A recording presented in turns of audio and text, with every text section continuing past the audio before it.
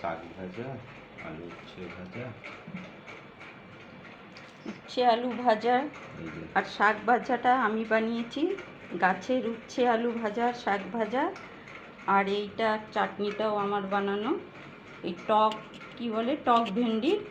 আর বাকি তো এগুলো সব আজকে কিনে নিয়ে এসছে। এখানে হোস্টেল আছে, এমটি হোস্টেল, ওখান থেকে কিনে নিয়ে এসছে।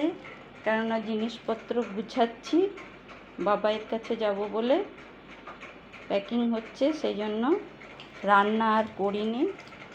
শুধু শাক ভাজা, উচ্ছে আলু ভাজা এগুলো আমার বানানো, দই, স্যালাড। আর এই যেটা হচ্ছে কি ডাল, আর এটা হচ্ছে কারি, বেসনের কারি। এটা অবশ্য আমাদের বাঙালিদের নয়, এটা নর্থ ইন্ডিয়ান, পাঞ্জাবি। হ্যাঁ, পাঞ্জাবিদের।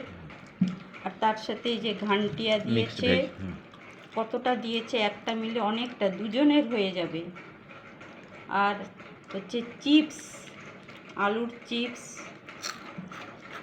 এই যে আলুর চিপস, দুজনের খাওয়ার জন্য সাফিসিয়েন্ট, 60 রুপিস।